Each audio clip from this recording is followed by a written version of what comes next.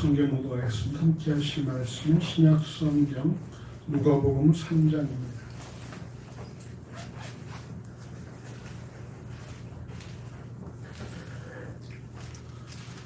누가복음 3장 3절에서 16절까지의 말씀.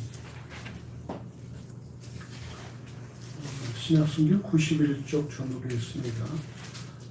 누가복음 3장 3절에서 16절까지 말씀 한 절씩 읽겠습니다.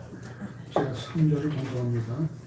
요한이 요단강 부근 각처에 와서 죄사함을 얻게 하는 회개의 세례를 전파하니 선지자 이사야의 책에 쓴바 광야에 외치는 자의 소리가 있어 가로되 너희는 주의 길을 예비하라 그의 첩경을 평탄케 하라. 모든 골짜기가 메워지고 모든 산과 작은 산이 낮아지고 굽은 것이 곧아지고 험한 길이 평탄해질 것이요 모든 육체가 하나님의 구원하심을 보리라 함과 같으리라. 요한이 세례 받으러 나오는 무리에게 이르되 독사의 자식들아 누가 너희를 가르쳐 장차 올 진노를 피하라 하더냐.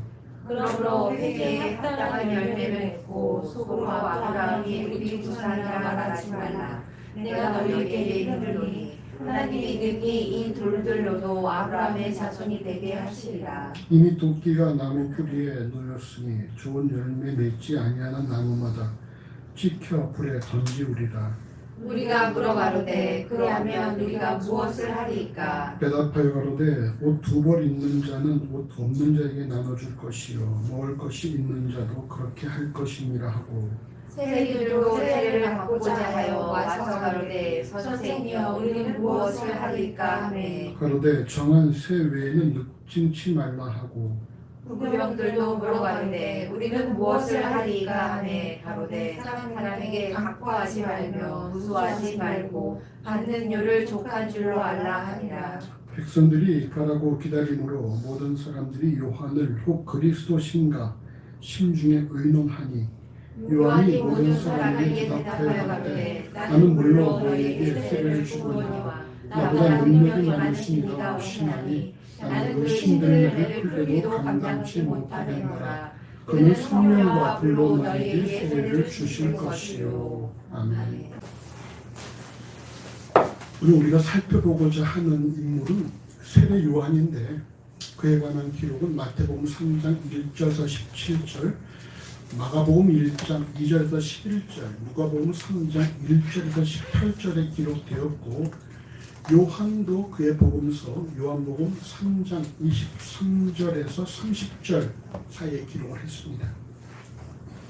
이처럼 사복음서가 모두 다 이 요한에 관해서 기록한 이유는 말라기 4장 5절에 보라 여호와의 크고 두려운 날이 이르기 전에 내가 선지 엘리야를 너에게 보내리라 라는 말씀이 있어요. 엘리야가 죽음을 보지 않고 회리바람 타고서 올라가지 않았습니까? 그러니까 말라기 4장 5절에 내가 여호와의 크고 두려운 날에 이르기 전에 하나님께서 선지 엘리야를 너에게 보내겠다라고 약속하셨다는 것입니다. 그리고 마태복음 17장 12절 13절에 보시면은 엘리야가 이미 왔을 때 사람들이 알지 못하고 임으로 대화하였도다. 임자도 이와 같이 그들에게 고난을 받으리라 하시니 그제서야 제자들이 예수의 말씀하신 것이 세례 요한인 줄을 깨달은다 라고 말씀을 하므로 바로 하나님께서 말라기 4장 5절에서 다시 보낼 바로 선지 엘리야가 세례 요한이라는 사실을 예수께서 증명을 하십니다. 그의 사역 초기에 이사야 40장 3절에서 5절에 있는 외치는 자의 소리여 가로되 너희는 광야에서 여호와의 길을 예비하라 사막에서 우리 하나님 대를 평탄케 하라. 골짜기마다 도두어지며 산마다 작은 산마다 낮아지며 고르지 않는 곳이 평탄케 되며 험한 곳이 평지가 될 것이요 여호와의 영광은 나타나고 모든 육체 그것을 함께 보리라라는 이 말씀이 바로 세례 요한이 사역을 하는 초기 누가복음 3장 4절 5절 6절에서 세례 요한을 통해서 성취되었기 때문입니다. 다시 말하면 무슨 말입니까? 바로 세례 요한이 그리스도께서 오시기 이전에 보내시기로 하나님께서 약속하신 바로 그 선지자였다라는 것입니다. 세례요한은 예수의 어머니 마리아의 친족인 엘리사벳과 사가랴 사이에서 태어났기 때문에 예수와 세례요한은 이종 사촌간이죠. 예수의 탄생 또한 초자연적인 부분이 있었지만 요한의 탄생도 그에 못지 않았습니다. 요한도 잉태하기 이전에 천사에 의해서 이름이 주어졌고, 이제까지 이 집안에, 사가랴 집안에 요한이라 이름이 없었는데 천사가 사가랴에게, 아비 사가랴에게 요한이라 이름 지어라 명명하였고, 일단 그 입이 풀어짐으로 그 사가랴가 그 사실을 안 이후부터 입이 다물어졌다가 아이가 태어나고 그 다음에 입이 풀어지면서 요한이라고 이름을 지었다라는 거예요. 그래서 어려서부터 세례요한은 참으로 다른 사람들한테 좀 주목을 받았다라는 그 점이 그리스도와는 좀 다른 점이라 할 수가 있죠. 이런 점에서 세례요한은 예수보다 먼저 사역을 시작을 했습니다. 누가복음 3장 2절은 안나스와 가야바가 대제사장으로 있을 때에 하나님의 말씀이 빈들에서 사가랴의 아들 요한에게 임한지라라 말씀하는데, 하나님 말씀이 요한에게 임했다라는 이런 표현은 말이죠. 구약 선지서에서 주로 등장하는 그런 것으로 요한이 앞서 말씀드렸던 바로 선지자 역할을 했다라는 것입니다. 여호와께서 그에게 그 입에 말씀을 넣어 주셔서, 그래서 하나님 말씀이 요한에게 임했다라는 것입니다. 선지자가 하나님 말씀을 대언하는 사람들이 있죠. 선지자라는 것이 먼저 아는 자가 아니라 하나님 말씀을 대언하는 사람이다라는 것입니다. 그래서 바로 그의 입에다가 말씀을 넣어주시는 것입니다. 자, 그렇다면 과연 하나님 말씀을 받은 요한의 역할이 무엇인가? 우리 누가복음 3장 3절 말씀을 같이 읽어보십시다. 요한이 요단강 부근 각처에 와서 죄사함을 얻게 하는 회개의 세례를 전파하니, 요한의 역할은 무엇이었습니까? 바로 요단강에서 죄사함을 얻게 하는 회개의 세례를 전파하는 것이었습니다. 물 세례는 죄를 씻는다라는 그런 의미가 담겨 있는데, 예수를 주라 고백하는 그리스도인이 세례 받음으로 모든 죄가 용서받았음을 선언하는 바로 그 의식이 세례입니다. 한솔이는 영세 받았나? 유아 세례 받았나? 안 받았어.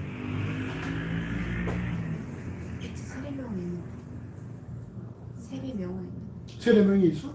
그럼 명수 받은 거야. 근데 아기 때 안 한 거 같아. 그러니까 세례명은 있단 말이지.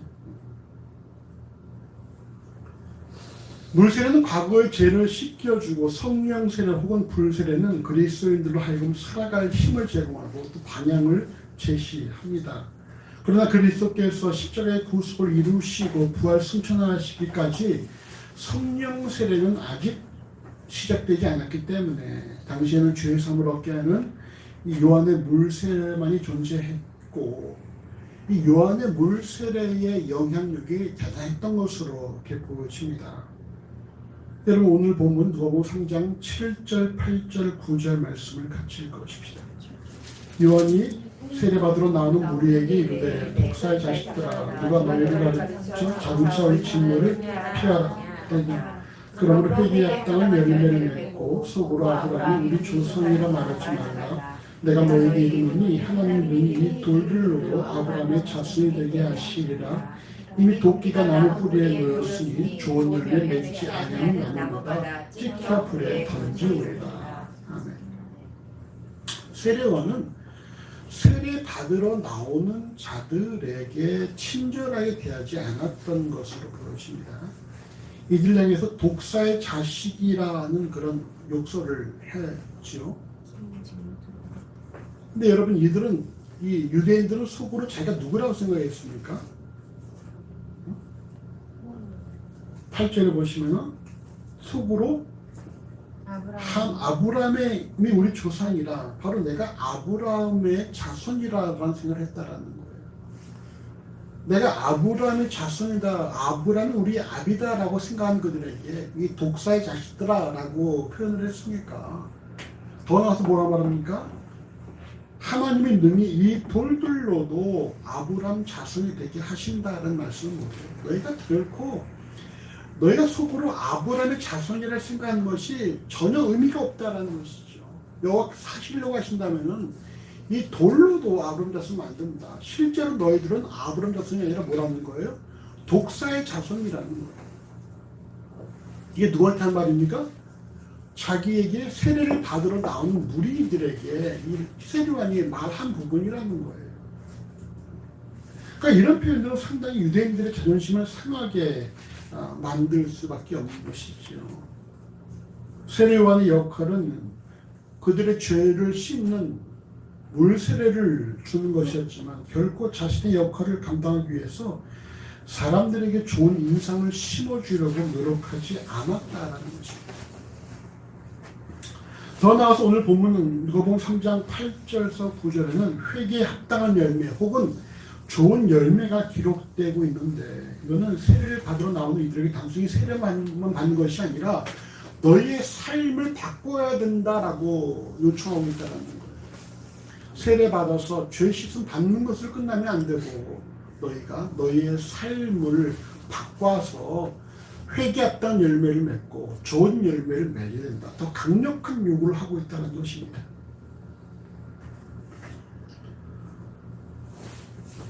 근데 사람들은 말이야 이처럼 자기들 향해서 막 자기들을 무시하고 강력한 요구를 하는 세례 요한에 대해서 전혀 싫어하지 않았다는 거예요. 오히려 더 세례 요한을 필요로 했다는 것입니다. 그 다음 말씀 보시죠. 누가복음 3장 10절에서 14절입니다. 무리가 물어가로되 그러면 우리가 무엇을 하리까? 대답하여 가로되 옷 두 벌 있는 자는 옷 없는 자에게 나눠줄 것이요 먹을 것이 있는 자도 그렇게 할 것이니라고. 세리들도 세리를 받고자 하여 와서 가로되 선생님 우리는 무엇을 하리까 하니 가로되 정한 세월에는 늑증치 말라 하고 군병들도 물어가로되 우리는 무엇을 하리까 하니 가로되 사람이 강포하지 말며 무수하지 말고 받는 요를 족한 줄로 알라 하니라. 만약 이런 목회자 있다면 어떻겠습니까? 예배하러 온 사람들에게 막 그냥 막 그들을 무시하고 욕을 막 해대고 말이야. 그리고 똑바로 살라고 막 얘기하고 말이지. 이러면 어떻게 되겠어요? 김원준 집사님? 아멘. 아멘. 그럼 이렇게 하면 어떻게 해요? 이렇게 하겠어. 막 자존심을 막 깔아뭉개고 말이야. 네가 무슨 이 독사야 했더라 이러면서 말이지. 똑바로 살아 이러면 어떡하겠어? 그런 게 더 나아가겠어 안 나아가겠어?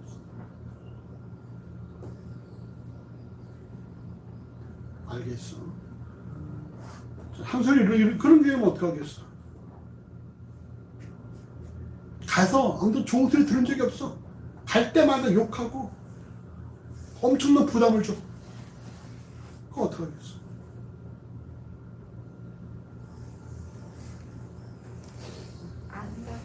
안 가고 싶었지.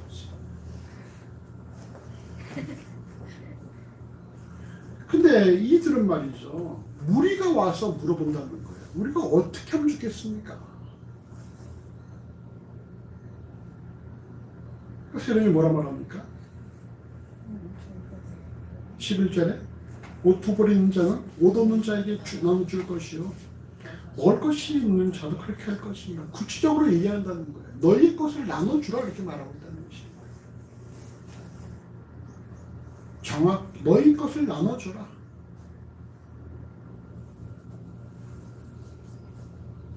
그냥 말씀을 묵상하십시오 이런 정도가 아니에요.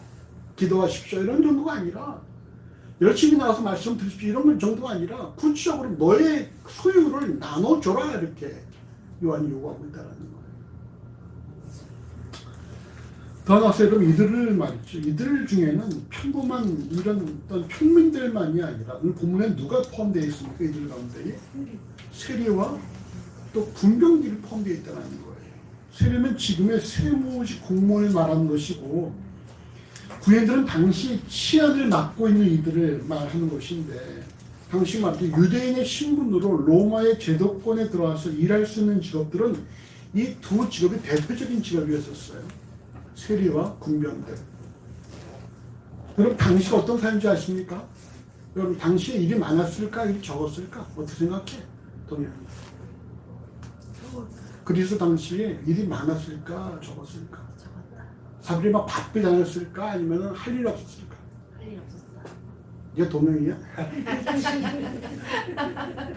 대답 나온 것 같습니다. 네, 나왔어. 왜? 이유가 뭐야?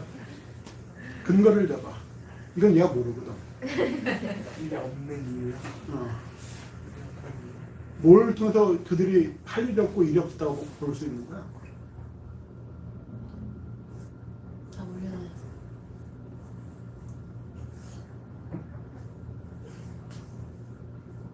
여기 본문은 없어. 그건 성경 전체적인 어떤 지식을 통해서 대답해야 돼. 모르겠어? 엄마. 자, 잘난 체 해봐. 좀 잘난 채. 손채. 옛날에 나 군대 있을 때에 척소대 있어. 척소대. 걔네가 척소대야. 왜 척소대인 줄 알아? 척한다. 뭘 맨날 몰라도 아는 척. 태권도 못해서 잘하는 척. 사격 못해서 잘하는 척. 걔는 다 척이야, 척. 그래서 걔네가 척소대야, 척소대. 손척 얘기해봐. 손척 지금 생각 중입니다. 당시 말이죠. 30대 젊은 락비가 강론하는데 몇 명이 모여들었어?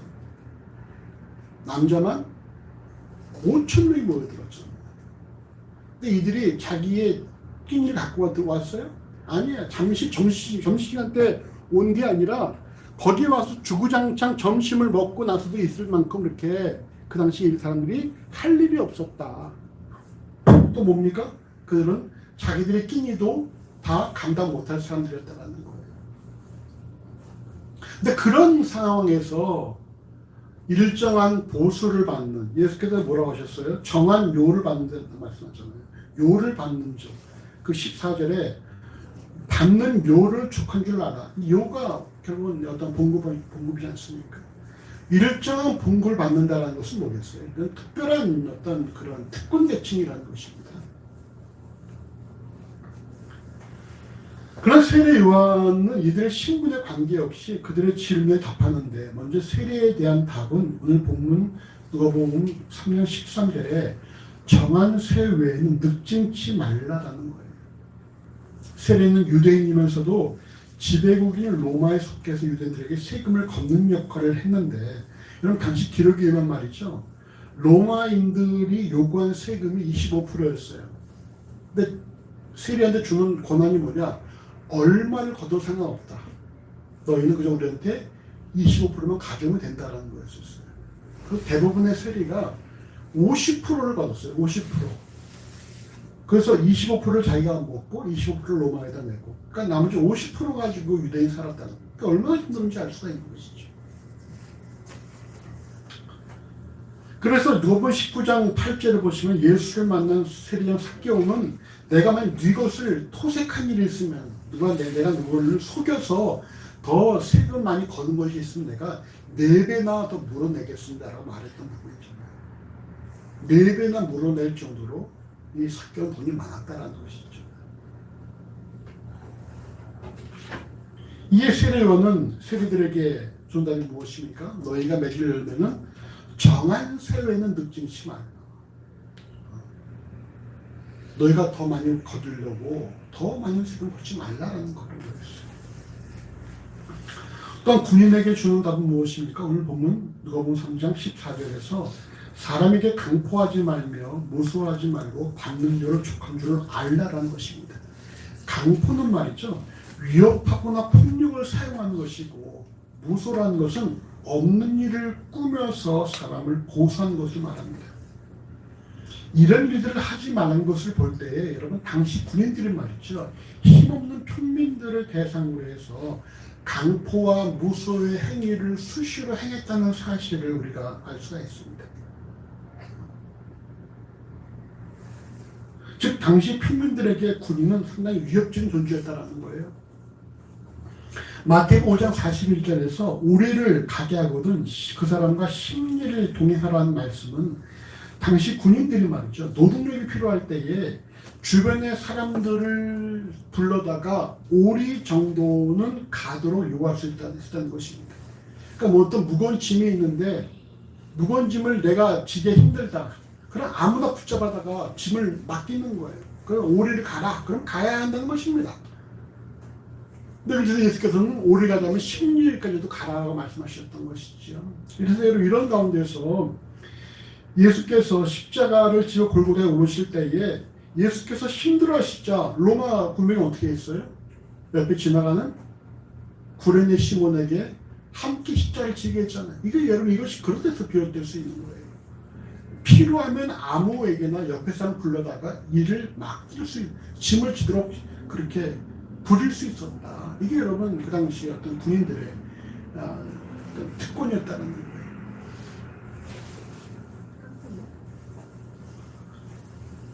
근데 이처럼 백성을 향해서 무소와 강포를 일삼는 군인들에게 세례요한은 그런 일들을 하지 않는 것이 너에게 합당한 회개의 열매다라고 말하고 있다는 것입니다. 세례요한은 이처럼 당시 백성들의 삶을 힘들게 하였던 세리나 군인들에게도 당당하게 그들의 잘못을 드러낼 만큼 그들로부터 인정을 받았던 그런 인물이었다는 거예요. 근데 이렇게 되면 말이죠. 사람들이 세례요한을 좋아할 수 있을까 없을까? 싫어해. 좋아하기 쉽지 않겠지. 내가 당연하게 여기고 있는 것들을 하지 말라고 말하고 오히려 내가 갖고 있는 것들을 남들을 주라고 말하니까 이런 세례요한을 어떻게 좋아하게 할 수 있겠어? 근데 불구하고 사람들은 세례요한을 좋아했다는. 더 나아가서 어떻게 생각했느냐? 이런 3장 15절 보세요. 3장 15절 같이 읽어보십시다. 백성들이 바라고 기다림으로 모든 사람들이 요한을 혹 그리스도신가 심중에 의논하니. 아멘. 모든 사람들이 말이죠. 요한을 약속된 메시아, 즉 그리스도가 아닌가 의심하기 시작했다는 거예요. 당시 유대인들은 메시아, 즉 그리스도에 대한 기대가 있었으니 신명기 18장 15절에 모세가 유대인들을 향해서 하나님께서 너희 형제 가운데 나와 같은 일을 세우시리니 너희는 그의 말을 청종하라라고 예언했기 때문입니다. 그러니까 이들은 수시로 어려울 때마다 언제쯤 우리에게 모세와 같은 예언자가 다시 등장을 해서 모세란 일이 뭐예요? 구원. 애굽으로. 모세란 일이 뭐예요? 애굽 군대를 무찌르고 이스라엘 사람들을 구원했잖아. 이런 식으로 누군가 와서 우리를 로마의 군대를 무찌르고 우리를 다시 예전에 그런 회복할 예언자가 올 것이다 라고 이렇게 그들은 메시아 대망선에 조사했던 것입니다. 근데 바로 이런 가운데서 야 그럼 혹시 이 세례 요한이 메시아가 아닐까라는 생각을 했다는 거예요. 자, 이런 상황이 세례 요한의 입장에서 볼 때는 어떤 일일까? 이게 세례 요한의 사역에 긍정적인 효과를 미치겠어요? 부정적인 효과를 미치겠어요? 모두가 다 고대하던 메시아가 혹시 당신이 아닙니까? 라고 생각할 수 있다는 것은 이게 세례 요한에게 있어서는 좋은 일이야, 나쁜 일이야? 좋은 일이죠. 당연히 좋은 일이겠죠. 왜? 모든 백성들이 메시아를 기다리는 중에 평민들만이 아니라 이들을 위협하는 세리와 군인들까지도 요한에게 와서 자신들의 갈 길을 물어보고 있다는 거예요. 요한의 한마디에 평민들은 물론이거니와 당시의 어떤 특권 계층이라 볼 수 있는 그런 세리와 군인들까지도 돈과 또한 힘을 지니고 있는 이런 자들까지도 요한이 움직일 수 있는 그런 어떤 요한의 어떤 그런 권한 속에 들어가 있다는 것입니다. 이미 요한은 온 백성에게 인정을 받았기 때문에 요한이 말이죠. 침묵만 하면 당신이 오실 메시아입니까? 라고 물어볼 때 요한이 가만히 있기만 해도 어떻게 되겠어요? 그들한테서 메시아일 수도 있어. 메시아인가 봐. 뭐 이렇게 사람들이 인정받을 수가 있겠죠. 그러면 더 자신의 역할, 물세례를 주어서 사람들을 회개케 하는 일이 더 가수가 붙을 것이고, 그러면은 하나님께도 기뻐하시고 하나님도 영광이고 나한테도 좋고, 한마디로 말이죠. 이제 세례와는 진실로 그냥 가만히만 있어도 뭐예요? 이제는 성공의 길로 접어드는 그런 이 초입에 도달했다는 것입니다. 근데 요한은 그 앞에서 이렇게 말하고 있어요. 자, 오늘 3장 16절을 같이 읽어보십시오. 3장 16절. 요한이 모든 사람에게 대답하여 가로되 나는 물론 너에게 세례를 주거니와 나보다 능력 많으신 이가 오시나니 나는 그 신들매를 풀기도 감당치 못하겠노라. 그는 성령과 불로 너에게 세례를 주실 것이요. 요한 답변은 한마디로 무슨 말입니까? 나는 너희가 생각하는 메시아가 결코 아니다라는 거예요. 더나 요한은 뭐라 말합니까? 나보다 더 능력이 많으신 이가 올 것인데 나는 그의 신발에 매는 끈 신들매를 풀기도 감당치 못한다. 이렇게 고백하고 있다는 것입니다. 당시 노예들은 말이죠. 노예의 어떤 그런 그 레벨에 따라서 각각 하는 일이 달랐어요. 근데 가장 최하 레벨의 노예가 하는 일이 무엇이냐? 바로 그들이 발에 관련된 일을 하는 거였어요. 발에 관련된 일. 그들은 손님 오면은 그 발에 신발을 벗기고 그 발을 닦아주는 거는 이것이 최하의 노예가 하는 일이었습니다. 예수께서 요한복음 13장에서 제자들의 발을 씻기시는 것은 이런 걸 볼 때에 최하 가장 바닥의 노예의 역할을 했다는 것에서 더 의미가 큰 것이죠. 근데 지금 모든 사람에게 그리스도일 수도 있다는 인정을 받고 있는 사람의 입에서 나는 그 사람이 아니에요. 나는 그 사람의 신발끈을 푸는 가장 저급한 노예의 역할조차도 감당할 수 없다는 고백이 나오고 있다는 것입니다.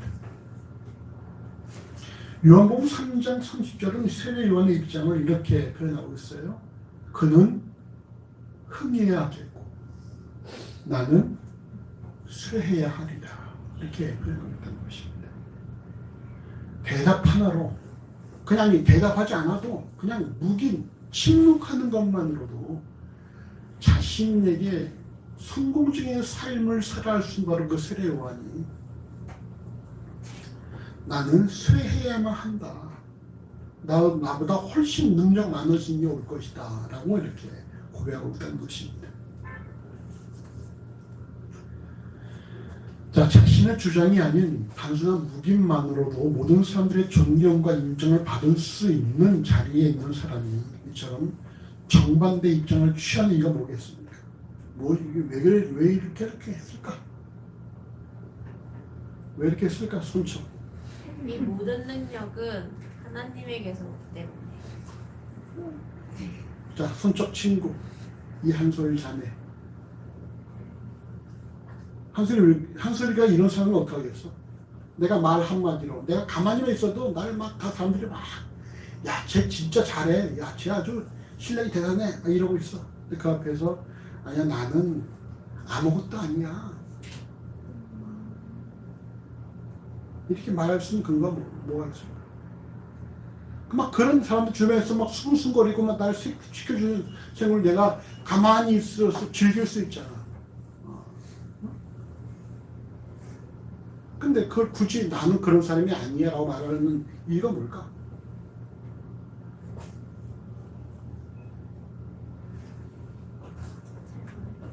동현이. 그게 자신의 역할이나 위치가 아니라는 내 역할이 아니라는 사실을 알기 때문에. 그렇죠. 내 역할은 그것이 아니다.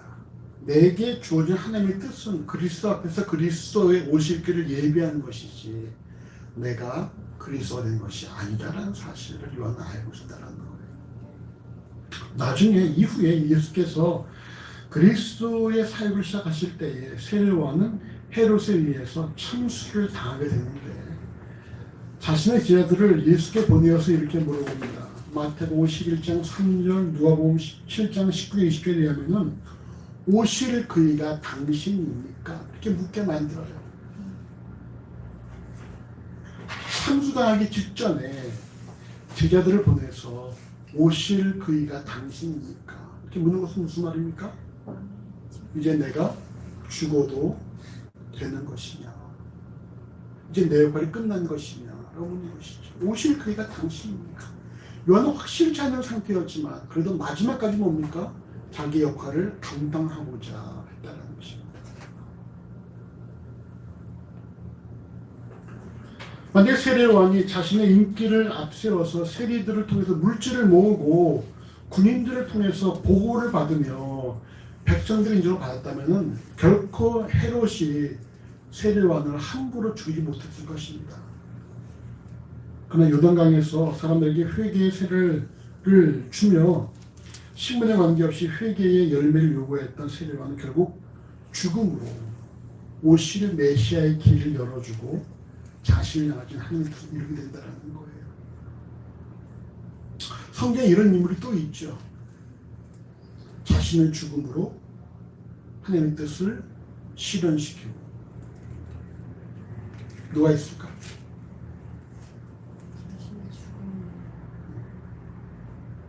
그가 살아있었다면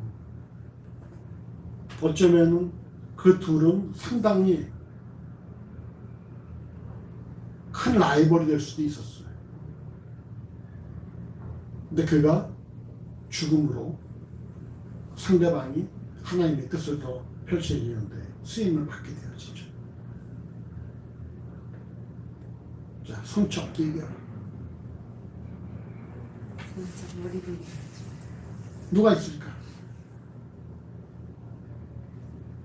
다윗과 사울, 요나단. 요나단이 만약에 살아있었다면 어떻게 되겠어요? 다윗이 그 왕위를 차지했었을까?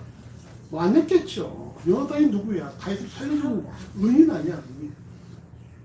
이 요나단이 죽음으로 말미암아 다윗이 왕으로서 역할을 한다는 것입니다.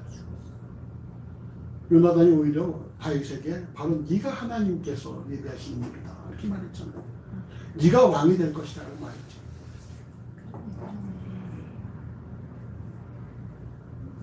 오늘 본문을 통해서 우리가 점검해야 되는 사실은 말이죠. 대부분의 사람들이 성공병에 걸렸다는 거예요. 성공병에.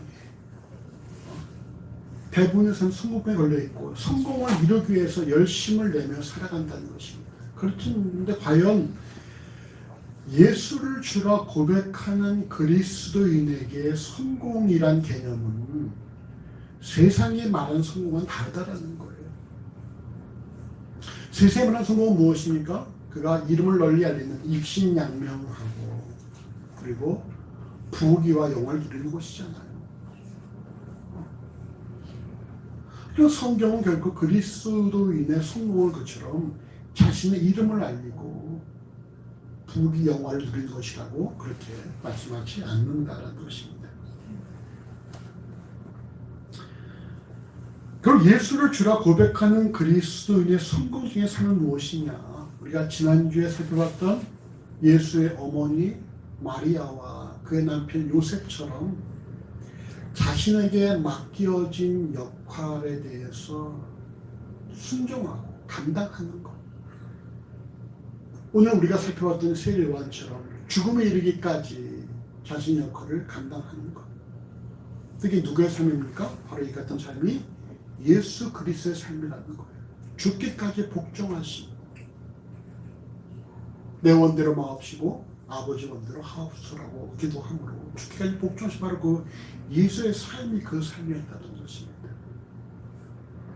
하나님께서 각자에게 맡긴 역할을 감당하는 것이 바로 우리에게는 성공적인 삶이라는 거예요. 그들의 삶이 결코 세상에서 볼 때 어떤 삶이겠어요? 마리아와 요셉의 삶이 세상에서 볼 때 어떤 삶입니까? 그게 성공한 삶입니까? 실패한 삶입니까? 실패한 삶이에요. 세리와도 마찬가지죠. 그 삶이 성공의 삶이 실패의 삶이에요. 실패의 삶입니다. 예수께서 마찬가지죠. 예수 역시 뭡니까? 십자가의 사형틀로 죽음을 맞이한 실패한 삶이었어요. 그 어머니보다 먼저 죽음을 맞이했다. 그래서 어머니의 아픈 마음을 아프게 하고 어머니를 눈물 나게 했던 그런 삶이었다는 것입니다. 하지만 그들을 다 우리는 지금 성공한 삶이라고 이렇게 말합니다. 언젠가 우리 우리 영상을 편집하는 우리 최한민 선교사께서 한번 오셔서 그런 말씀하셨잖아요. 어디 갔더니만 누군가 자기를 칭하면서 이 목사님은 세상적인 표현을 볼 때 실패했다라고 말했다고 그러잖아요. 지금 그 나이에 집도 없고 말이죠. 교인도 없고 실패 이렇게 말했다 그러는데 그야말로 세상적인 관점으로 보는 것이죠. 하나님께서는 그 삶을 기뻐하실 거라는 거예요. 그렇다면 과연 우리가 무엇을 추구하고 살아가야 되느냐? 세상의 방식이냐? 아니면 하나님께서 우리를 인정하시는 삶이냐? 우리 이것을 분명히 좀 우리가 명심하고 살아야 되는 것입니다. 로마서 14장 7절과 8절 이렇게 말씀하고 있죠. 우리 중에 누구든지 자기를 위하여 죽는 자가 없고 자기를 위하여 사는 자가 없으니 우리가 죽어도 주를 위하여 살고 살아도 주를 위하여 사나니 우리가 사나 죽으나 주의 것이로다 이렇게 말씀하고 있습니다. 그럼 과연 이처럼 세상이 어떤 그런 가치관을 따르지 않고 세상의 방식이 아니라 하나님께서 맡기신 역할대로 살아갈 수 있는 누구냐? 누가 이렇게 살아갈 수 있겠습니까? 누가 이렇게 살아갈 수 있겠어? 내 주권이 나한테 있지 않고 하나님께 있다는 사실을 인정하는 사람입니다.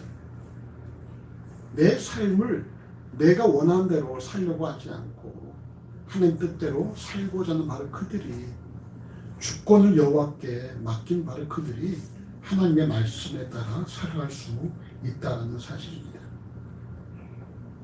그들은 비록 이 땅에서는 실패한 삶이라고 평가를 듣는다 할지라도 하나님 나라에서 여러분 그들은 말이죠. 성공한 삶이라는 거예요.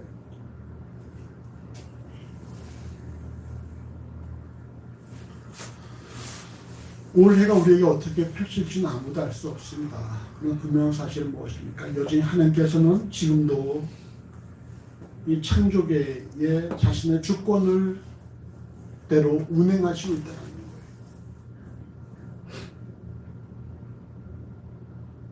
우리가 세상의 방식과 세상의 가치에 현혹당하지 말고 보이는 것에 마음 뺏기지 말고 우리가 우리의 주권이 여호와께 있다는 사실을 인정하는 가운데 오직 하나님께서 기뻐하시는 그런 삶을 살아가는 우리 모두가 되어지시기를 간절히 주의 이름으로 소원합니다. 내 원대로가 아니라 나를 땅에 보내신 하나님의 뜻대로 하나님의 원대로 살고자 할 때에 우리가 진실로 하나님께서 기뻐하시는 삶을 살아갈 수 있다는 거예요. 그리고 전도서에 이런 말씀이 있잖아요. 전도서 5장 10절에 은을 사랑하는 자는 은으로 만족함이 없고 풍부를 사랑하는 자는 소도로 만족함이 없다 이렇게 말씀하셨습니다. 그 무엇도 인간의 심령을 만족해 할 것은 아무것도 없다는 거예요. 결코 물질과 이런 것으로는 만족해 할 수 없다. 이번에 우리 손첩자매가 말이죠. 패드를 하나 사서 막 이런 걸 너무너무 좋아하고 언박싱을 막 그냥 공개하고 막 그러는데 그것도 어떻게 했어? 잠시. 어제도 하루 종일 그거 붙잡고 놀고 있던데 그것도 왜? 잠시. 그 시효가 얼마나 갈까? 동영아? 1년. 1년씩이나? 한술 얼마나 갈까? 일주일. 일주일? 일주일은 좀 그렇고 한 달 정도면 이제는 과연 그럴까? 나도 혈압 때문에 이 시계를 샀지만 이거 하루 정도는 좀 흥미있게 봤지만 그 다음부터는 그냥 있을 건 없어도 그만이라는 거죠. 어머, 참. 그 무엇도 우리의 영혼을 만족해 할 것은 아무것도 없다는 게 아무것도 없다. 무엇이 뭡니까? 맞습니다. 하나님만이 우리의 심령을 만족해 하신다는 거죠. 아멘. 그래서 우리가 더 하나님 기뻐하시는 삶을 우리가 살아가야 된다는 것이죠. 우리 옆분에게 이렇게 축복합시다. 하나님이 당신의 주인입니다. 하나님이 당신의 주인입니다. 하나님 뜻에 따라 살아갑시다. 하나님 뜻에 따라 살아갑시다. 사랑합니다. 함께 기도하시겠습니다. 주님을 감사합니다. 우리 이 땅을 살아가면서 잊지 말아야 될 것이 우리의 삶의 주인이 여호와라는 사실을 명심할 수 있도록 인도하여 주시옵소서. 그들과 참으로 이 땅의 가치관을 쫓고 보이는 것을 위해서 우리의 마음이 참으로 힘들어지고 어려워지는 것이 아니라 우리가 우리의 하나님을 주목하게 하시고 하나님을 기쁘시는 삶을 살아가고자 힘쓸 수 있도록 인도하시기를 하나님 간절히 소원합니다. 우리가 결코 세상에서 실패했다는 말을 듣는다 할지라도 하나님께서 기뻐하시며 하나님께서 정말 성공했다라고 말씀하실 수 있는 그런 하나님 중심의 삶, 말씀에 순종하는 삶을 살아가도록 우리 각자의 심령을 인도하여 주시옵소서.